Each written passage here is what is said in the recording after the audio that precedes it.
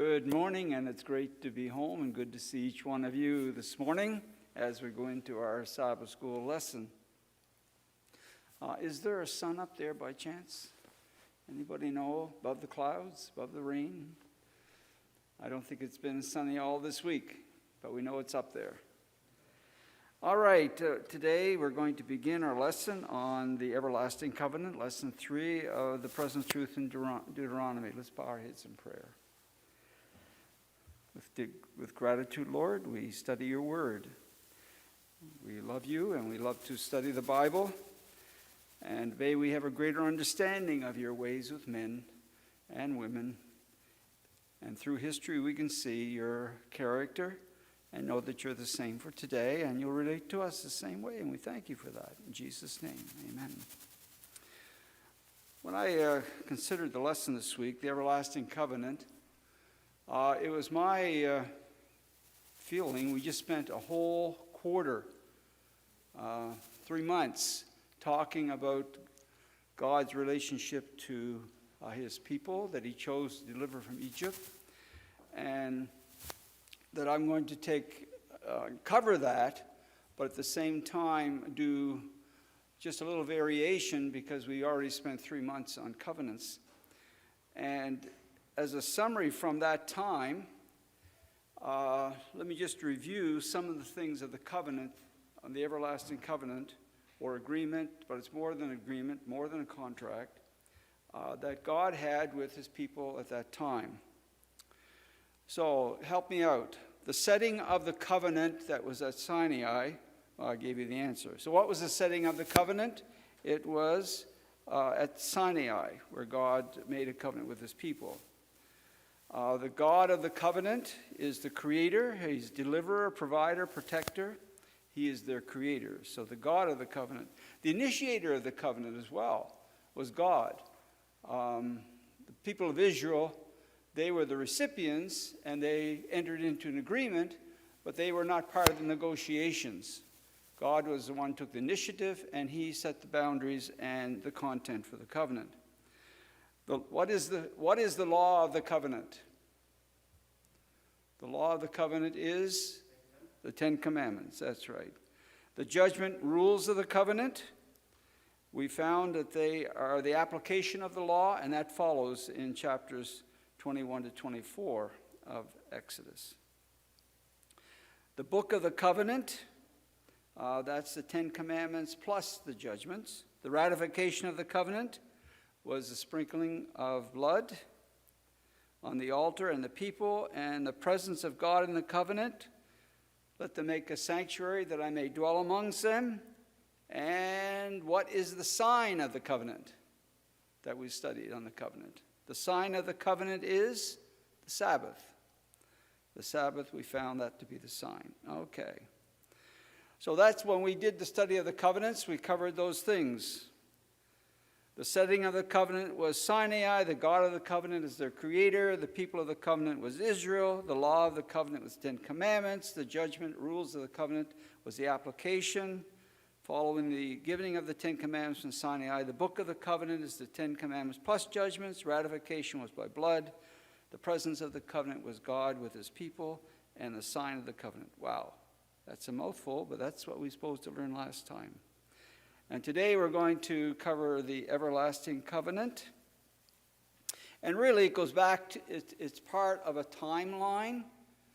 It's part of the timeline because we're studying the book of Deuteronomy. In the book of Deuteronomy is Moses giving an overview of the history of how God has led the people to where they are now. And so what did that include? If you look at Exodus 3, 7, and 8, Exodus 3, 7, and 8, the setting really starts with Moses out taking care of sheep, and God confronting him and said, in Exodus 3, 7, and 8, I have surely seen the oppression of my people who are in Egypt. What does it tell you about God? God looks down and he takes in all the affairs of your life. He knows whether you are oppressed. He knows whether you're under stress. He knows whether you're riding high and happy. He knows all about you. So it says, God saw the oppression of his people, and I have heard their cry because of the taskmasters. For I know their sorrows. I have come down to deliver them out of the hands of the Egyptians. Wow. But this is an important principle in the Bible. When God's people cry to him in their pain, their discomfort, their stress, their oppression, when God's people are under that kind of experience and they cry to the Lord, it says he hears and he acts. And you'll find that throughout the Bible, even the book of Revelation. You recall that when the seals are open, it talks about the people that have been slain cry to the Lord. And they say, how long, Lord, before you act? And then following that, you have the picture of the sanctuary with the incense of the prayers of the people being offered to God. And then you have the trumpets, which is God's response in judgments on those who have oppressed his people. So that's an important principle. And Numbers 10 says, when you go to war or in your land against the enemy who oppresses you, when you sound the alarm of the trumpets, I will remember. I will remember. Then he acts. So we have the story of Egypt, and we all know that story well. God sent Moses in to lead the deliverance of his people. And Pharaoh says, as far as I'm concerned, you're going nowhere. And God then gives the 10 plagues that finally gets from the lips of Pharaoh, get out of here. I don't want you anywhere near me. Out. And so the children of Israel came out. And God brought them to Mount Sinai and enters into a covenant there. In Exodus, if you open the Bible to Exodus 19, in Exodus 19 you have the children of Israel then arriving at Sinai, the place where God enters formally into a covenant with the people that he's delivered. Now it's important to recognize Deuteronomy 7 says, I have chosen you, Israel, not because you're a great people, not because you're far in advance of other people. I've chosen you because I love you, and I love the fathers that I covenanted with, Abraham, Isaac, and Jacob.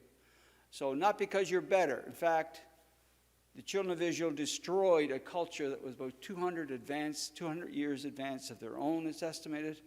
And they were chosen because they had a knowledge of God that the other people did not have. And God loved them. But Exodus 19, verse 3, after Moses went up into the mountain, God says to him, thus you should say to the house of Jacob, tell the children of Israel, you have seen what I did to the Egyptians. And here's a picture of God before he enters into a covenant with his people. I bore you on wings, eagle's wings, and brought you to myself. Now, therefore, if you will indeed obey my voice and keep my covenant, then you'll be a special treasure to me above all people, for the earth is mine. This is very important in the context of the 10 Commandments that God gave from Sinai and wrote with his own fingers. God demonstrated first his love for the people. He delivered them from Egypt. He provided water. He provided food. He protected them from the Amalekites. And he brought them to Sinai.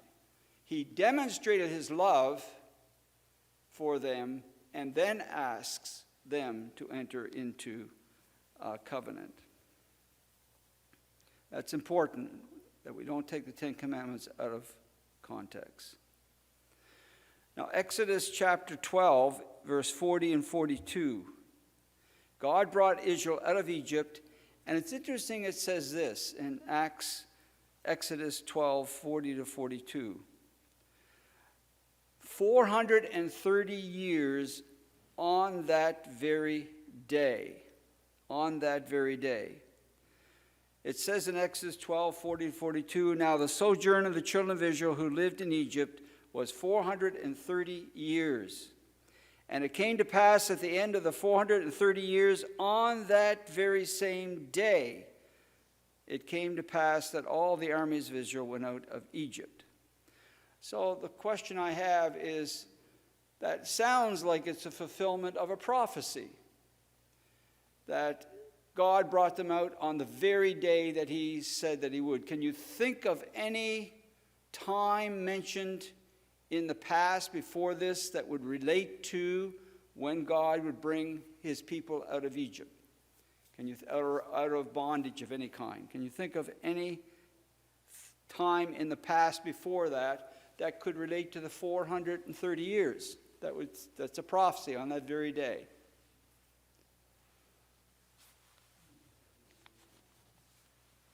Well, turn in the Bible to Genesis chapter 15, verses 15 and 16. Genesis chapter 15, 15 and 16. Would someone read that for us?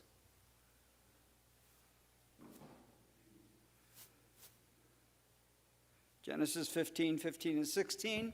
God is speaking to Abraham, telling him that his seed is going to inherit the land of Canaan. And what does God say to Abraham? No. He says in verse 14, but I will punish the nation that enslaves them, and in the end they will come away with great wealth. As for you, you will die in peace and be buried in a ripe old age. After 4 generations, your descendants will return here to this land, for the sins of the Amorites do not yet warrant their destruction. Okay, so when you hear that verse, what does it tell you? Margaret, what does it tell you in that verse? Paraphrase it back. Well, it says they will be taken into slavery.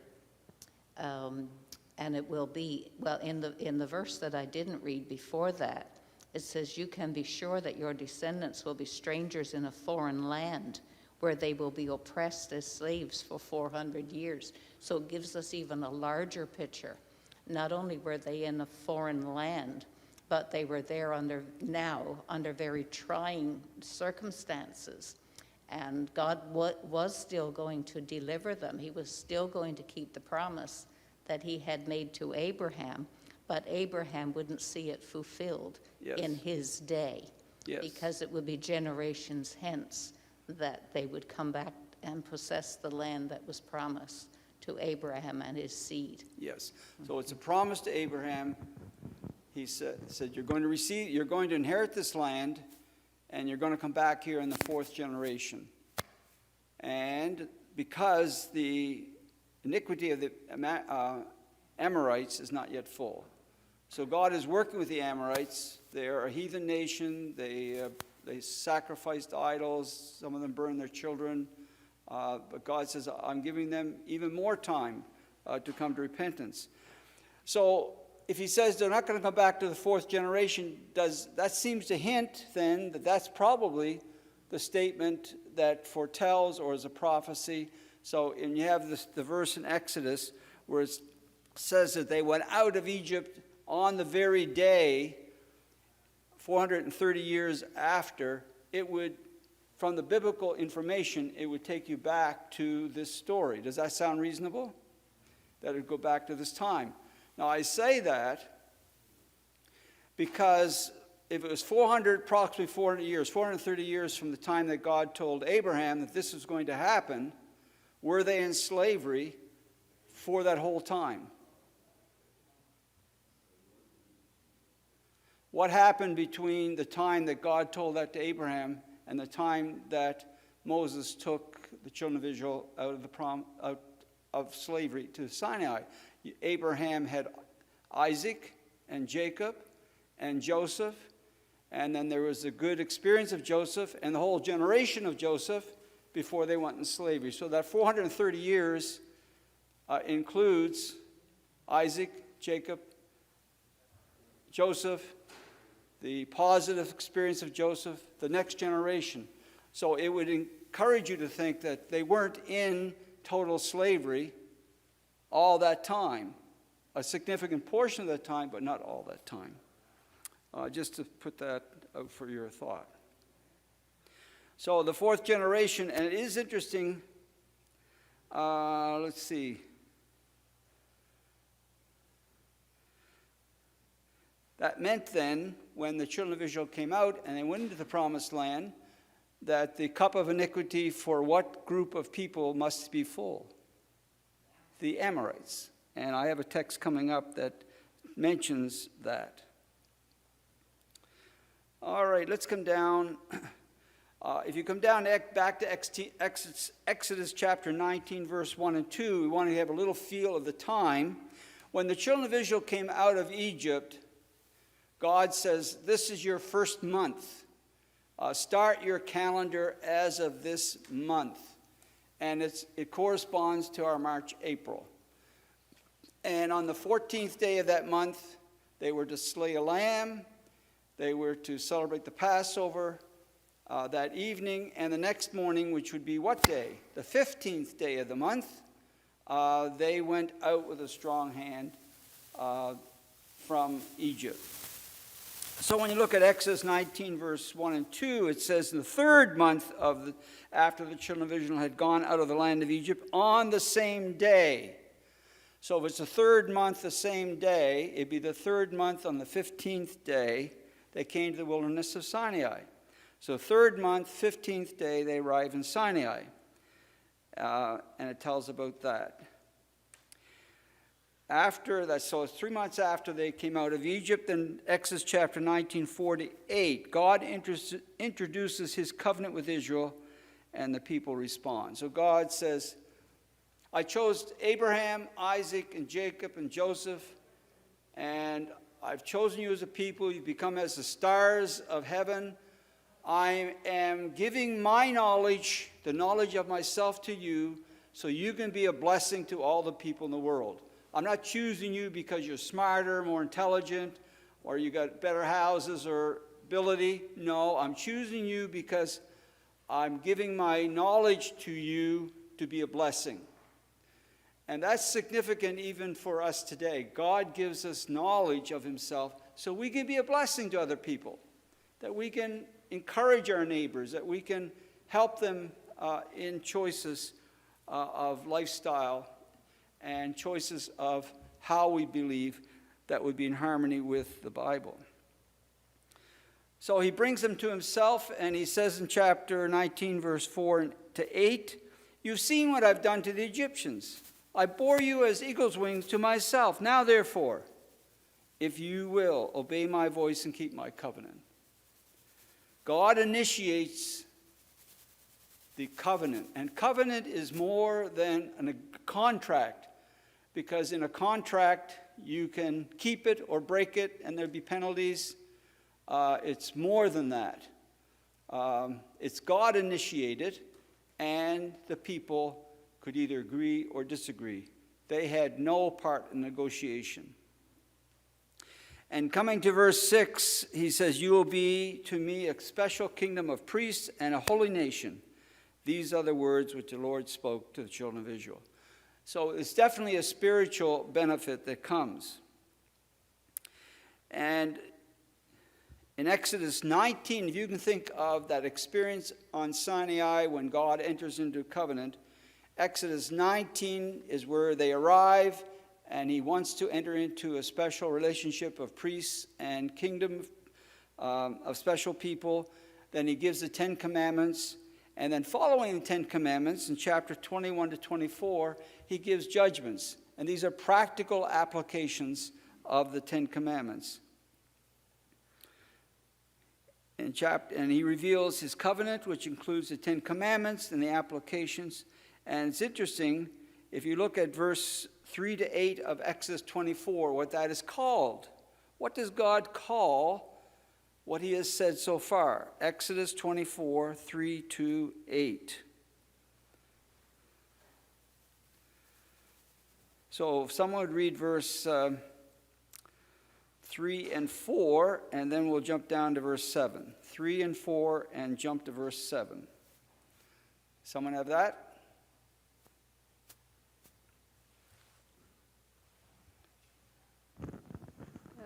verse 3 3 and 4. and 4. And Moses came and told the people all the words of the Lord and all the judgments. And all the people answered with one voice and said, all the words which the Lord has said we will do.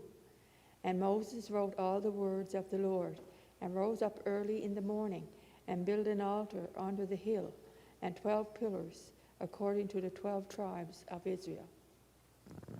Okay. So Moses told the words of the Lord, and how did the people respond? All that the Lord has said we will do. And then what did Moses do? He wrote those words of the Lord. He wrote it down. And if you come down to verse 7, what is it called, what he wrote down? Verse 7, then he wrote the book of the covenant. So what's included in the book of the covenant? The 10 commandments and the judgments that follow in chapters 21 to 24, which is an application of that. And when the people heard, they said in verse 7, at the end, all that the Lord has said we will do and be obedient. Was there any other type of expected response? They had seen all the Lord had done, and the Lord said, is this reasonable? I want you to be a kingdom of priests, a holy nation. I want to use you to bless the world. Are you willing to enter into covenant and allow me to have my way in your life? And here are the guidelines. You've seen what I've done. I've redeemed you first. I've delivered you. I brought you to myself. I've shown you my love. Are you willing to love in return? So see it as a love response more than a domination, controlling, dictator type, autocratic type. I don't see that at all. God always shows his love before he asks for you to obey. So how long were the people at Sinai? They arrived on the 3rd month, the very day of the first year of their calendar. How long were they there? So if you find in Numbers chapter 10, verse 11 and 12, you'll find how long they were at Sinai before God took them from there to go to the borders of the promised land. So verse 11, Numbers chapter 10, verse 11 and 12. Someone read that for us. Numbers 10, 11 and 12. And it came to pass on the 20th day of the 2nd month in the 2nd year that the cloud was taken up from off the tabernacle of the testimony, and the children of Israel took their journeys out of the wilderness of Sinai, and the cloud rested in the wilderness of Paran. Paran, yeah. All right, so here's the verse that tells us when they left. It says the 20th day of which month? The 2nd month in which year? 2nd year. So they arrived at Sinai on the 15th day of the 3rd month. Let's see if we can do our math. 15th day of the 3rd month they arrived. They left on the 20th day of the 2nd month. So if it's the 20th day of the 2nd month, how many days? This is a catch question. How many days till it would get to the 3rd month? From 15 to the end of the month, how many days in the Jewish calendar? They had 30 days in a month. So a 15th day to the 30th would be 15 days. And it says they arrived on the 20th day of the 2nd month, okay? So it's 15th day to the 30th day. And then you had to add how many? 50?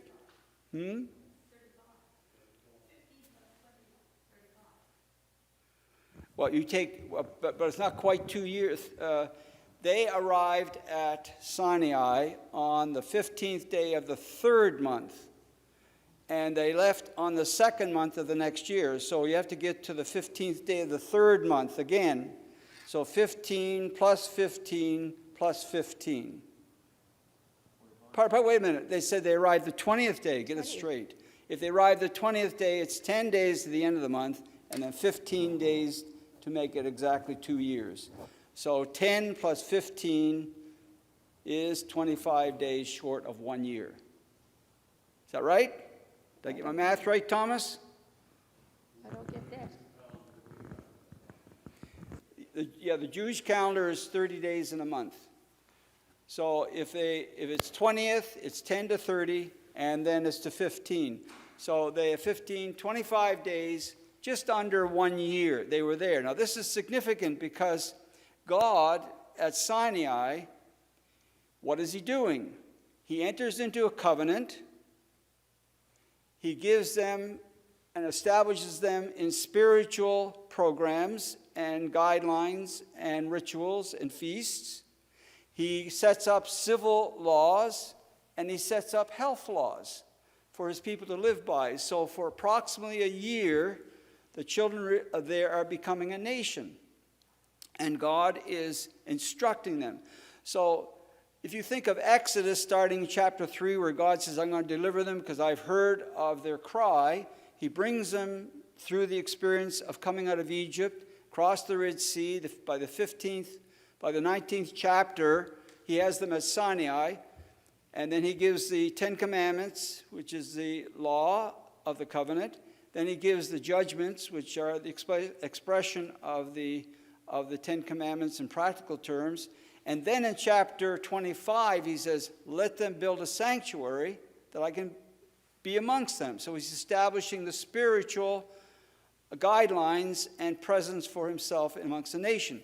And from chapter 25 to the end of Exodus is telling about all the different parts of the building of the tabernacle, the setting up of the priesthood, Aaron and his sons, and the service around that.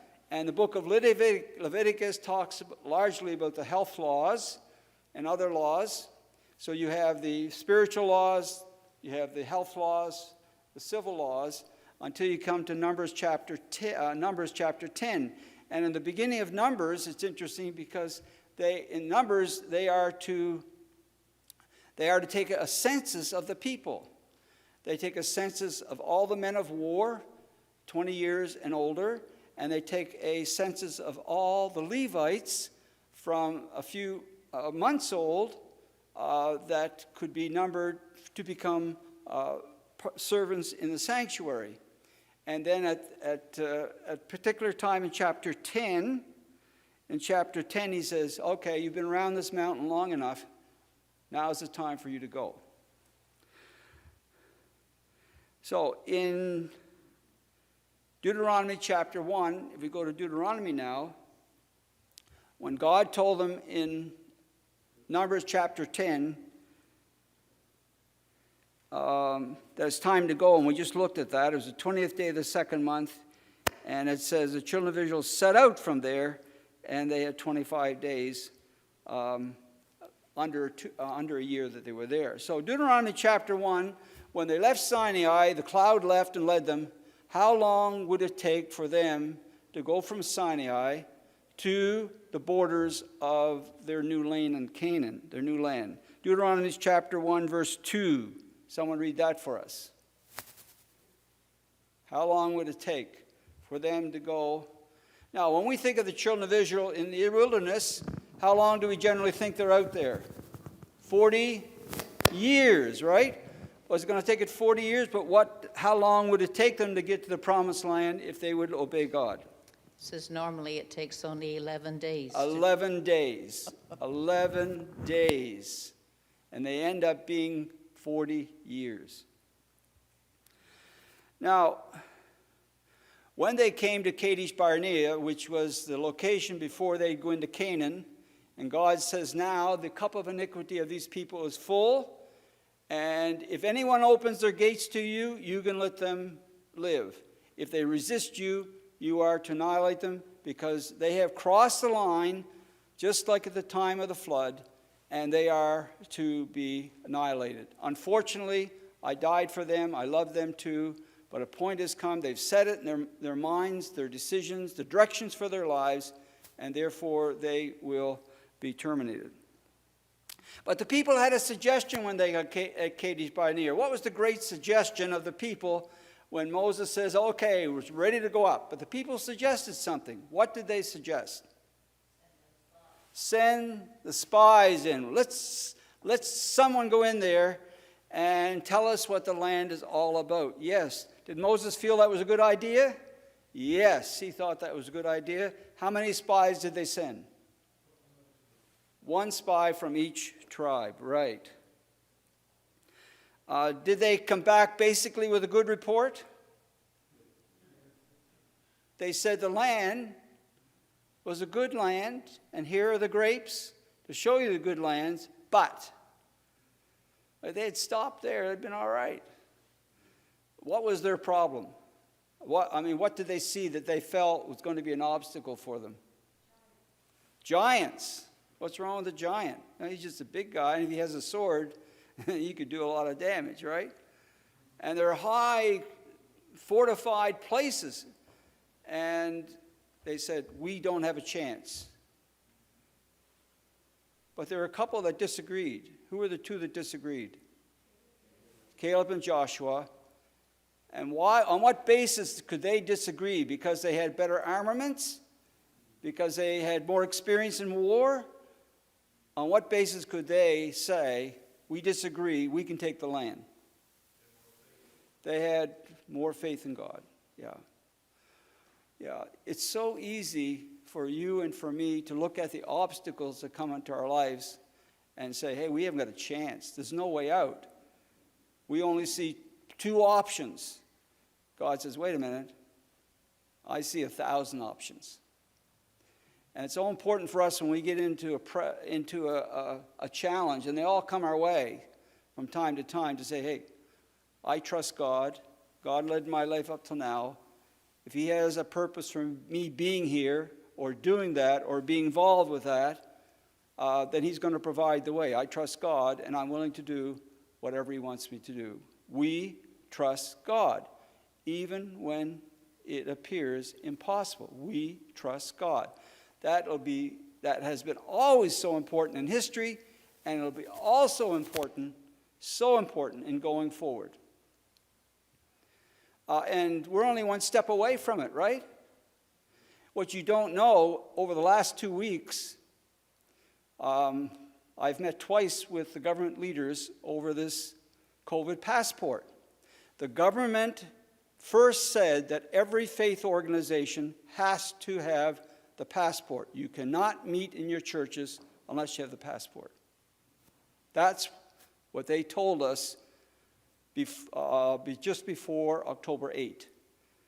And we persuaded them, say, wait a minute, we are not like a pub, we are not like a restaurant, we are not like a sporting event. We are churches, the faith leaders said. We are churches. It's part of the spiritual well-being of the people of Newfoundland. And not all our pastors or members are vaccinated. They have different decisions they have made. If you require us to have the passport, it will greatly impact the spiritual activities of the people of Newfoundland. It's not an activity like going to a restaurant. And I have to hand it to Premier Fury and Health Minister Heggie. They listened.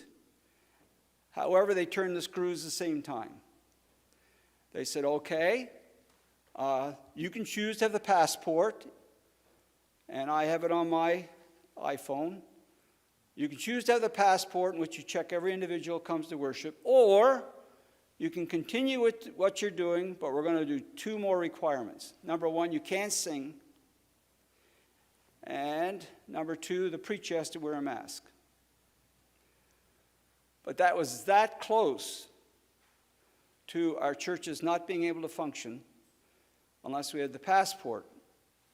And that'd be a challenge to us. And I don't want to get into all the dynamics, but I'm just amazed. It amazes me. And I stand in awe trying to figure it out why it's such an obstacle to so many people. Why people see the downside of the vaccine as worse than the downside of getting COVID. I just don't see that information, but everyone has a right to choose. 4 of my 6 pastors are not vaccinated. They choose not to. And some of you aren't. You choose not to, and you know your reasons. Some may have health conditions.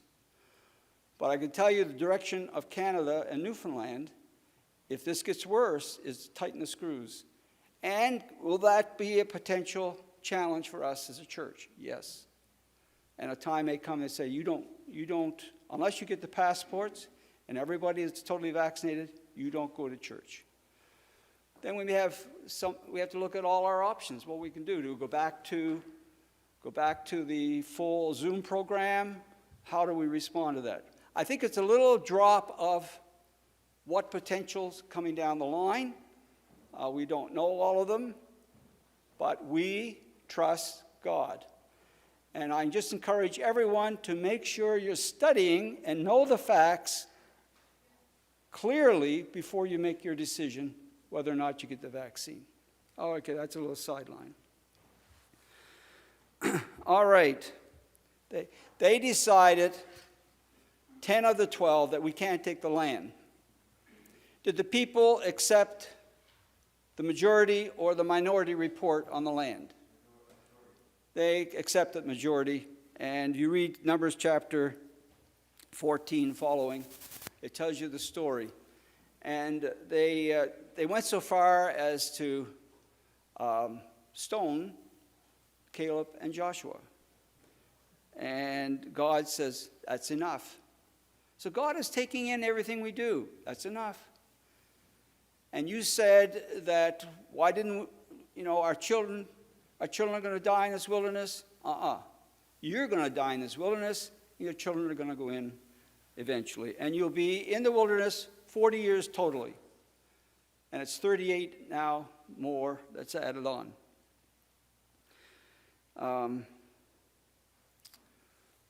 Deuteronomy chapter 2, verse 14 says, Deuteronomy chapter 2, 14. And this is where Moses is reminiscing of what happened back at Kadesh Barnea. And the time we took to come to Kadesh Barnea until we crossed over the valley of 38 years, until all the generation of the men of war was consumed from the midst of the camp, just as the Lord has said.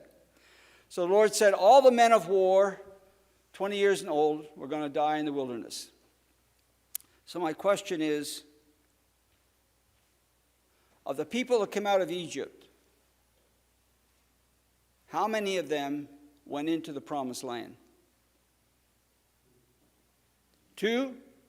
What's their names? Caleb and Joshua. Do you agree or disagree? Do you have a different perspective? Have you thought about it?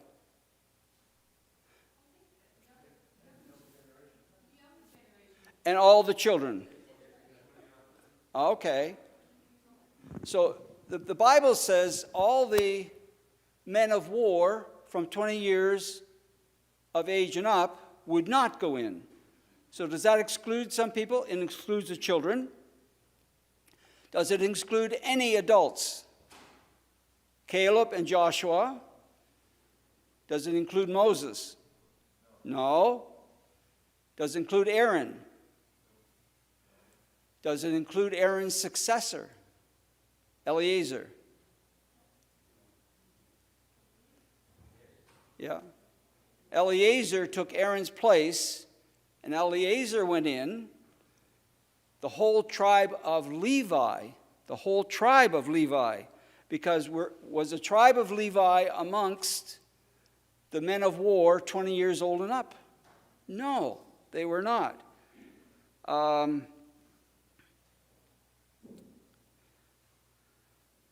Let's see, I have the text here. Yeah, text for number 1 is Numbers 20, 25, 26. Take Aaron, Eleazar his son, and bring him to Mount Hor. Strip Aaron of his garments, put them on Eleazar his son, and Aaron shall be gathered to his people. And Joshua 14:1, when they're into the promised land and dividing the promised land after they conquered, these are the areas which the children of Israel inherited in the land of Canaan, which Eleazar, the priest, Joshua, the son of Nun, the heads of the fathers, the tribes. So Eleazar, who replaced Aaron, he went in. Joshua and Caleb went in. The children went in. And let me see, where do I have the text that says the children of Israel, children of Levi, who were numbered? In Numbers 3, verse 39, all who were numbered of the Levites, whom Moses and Aaron numbered at the command of the Lord, and their families, all the males from a month old and above were 22,000. So the Levites were not numbered amongst the men of war 20 and above. All the Levites were numbered from a month old and above were 22,000. So the Levites were also amongst those that went in. And we had Eleazar who went in. So that's just a point of interest for you. Now, in Deuteronomy chapter 5 and 6, in Deuteronomy oh yeah, go ahead, Thomas. So the women weren't counted. A woman of 30 years of age still went in because women weren't counted. And that's a good point, correct. Yeah, only men Yes, were affected. I'm glad you make that point. Okay. These are the men of war that wouldn't go in. Doesn't mention any comment on the women, and doesn't say one way or the other. So they weren't counted amongst that. So it's the men of war that went in, and the men of war became presumptuous. What did they do that was presumptuous and didn't exercise faith? What did the men of war do that at Kadesh Barnea that showed that they were not men of faith and they didn't take God at his word? They were presumptuous. What did they do? When God says, now, because you have not had faith to go into the promised land, turn around and go back, and you'll spend time, 40 years, in the wilderness, and all the men that were counted of war, 20 and older, will die. The men of war said, we have sinned. We will now go up, and we'll take the land. Total reverse. And Moses says, God's not with you. Don't do that. That's not a good idea. And they said, we will do. And they went up, and it says in the Bible they were chased like bees. They came back weeping, but God did not hear their weeping because he said, I told you not to go. And if you presumptuously do it, that's not faith. It's too bad. They could have been in the promised land in 11 days. How many times do we go with plan B in our lives because we have not followed what God asks us to do? And probably every one of us has a story at some point, some choice, decisions we made in our life. We say, if I had only done what God said, I wouldn't have had that detour. And of course, there's a book in the Bible that starts with the letter J that is a real story of someone who ran away from God, didn't do what God told him to do. What was his name? Jonah. The book of Jonah, it never would have been a fish story if Jonah had done what God had asked. And many of us probably have scars in our stories because of doing the Jonah experience. So in Deuteronomy, Moses is at the gates of the promised land, and he is preparing the people now at the end of the wilderness journey, not at the beginning, at the end, and he's reviewing all this history. And those who were children at the beginning of the story are now the full adults ready to go in. And I mentioned Deuteronomy. We have about 5 more minutes. Deuteronomy 5 and 6 is a recap. If you want to turn to Deuteronomy chapters 5 and 6, it's a recap of the law of God given in Exodus chapter 19, of what God went over with the children of Israel and appealed to them, will you enter into a covenant with me? You've seen how I loved you. You've seen how I delivered you. Are you willing to come and be my people? So it mentions in Deuteronomy chapter 5, Moses called all Israel and said to them, Hear, O Israel, the statutes and the judgments which I speak to you today in your hearing, that you may learn them and carefully to observe them. The Lord our God made a covenant with us at Horeb. The Lord did not make this covenant with your fathers, but with us, those of us that are here today, all us who are alive. The Lord talked with us face to face in the mountain from the midst of the fire. So he's reviewing all that took place, and chapter 5 is going over the Ten Commandments again. Now, there's a little difference between these commandments and the Ten Commandments at Sinai. What's the difference? What's the kernel difference? As he lists the Ten Commandments, which basically is the same, but there is a difference. It's a difference in the fourth commandment.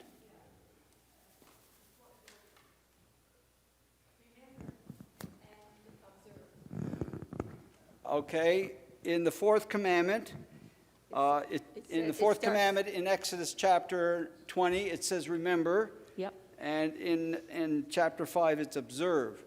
But the reason for observing or remembering is different too. In Exodus chapter 20, what is the reason why we honor God on the Sabbath day?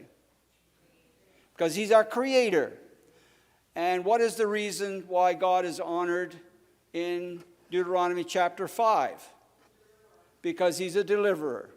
Right, he's a deliverer. That's the reason why. And so you can go down through that. It is interesting to note, how did the people respond to God when he spoke from the mountain? They were at the foot of the mountain, and God, first of all, what was the sign that brought the people to the mountain to listen to what God had to say? What was going to happen to say, okay, now it's time to come to the mountain? What was the signal? It was going to be the sound of a what? A trumpet sound, yes. And it says in the Bible that the trumpet sound was a nice, soft, melodious sound. Was it something like Trudy would play on the piano? Was it melodious and that? It says it got louder and louder and louder. Does that sound like it was pretty powerful? And it got your attention? It did.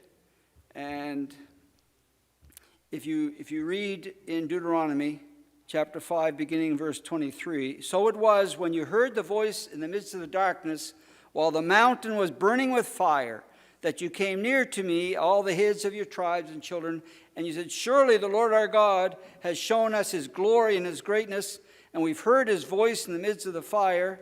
We have seen this day that God speaks with man, yet he still lives.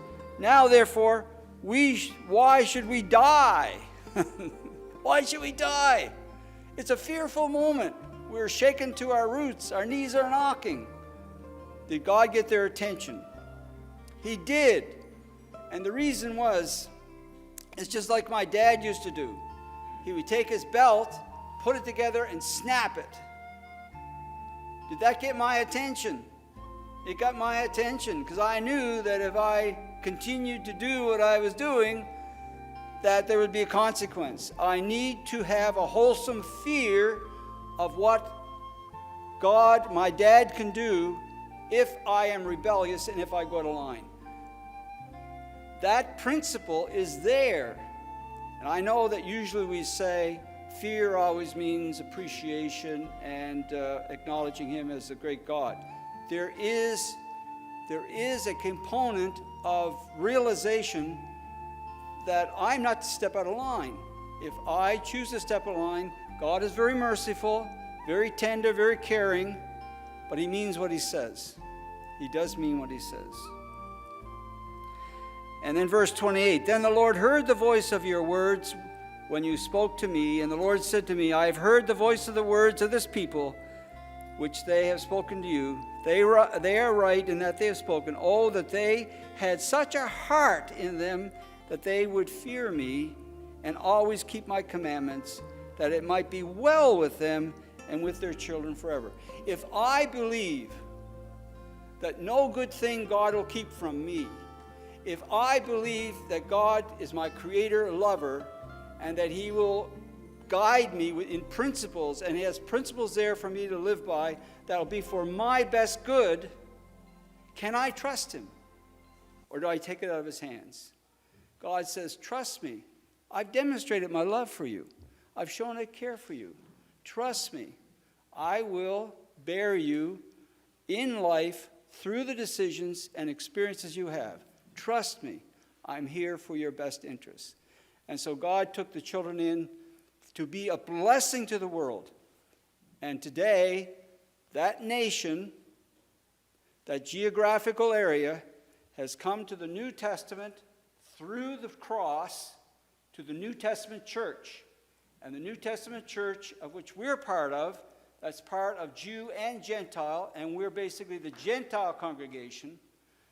We are entrusted with the same precious promises, the same testimony of God's goodness and his love for us, to be a blessing to the world, to blessing to our neighbors, to give them hope. We believe in the coming of Jesus. We believe that his principles will bring you greatest happiness, and that's why we assemble to worship him. We believe and trust God and have faith in him. I encourage each one of us today, trust God.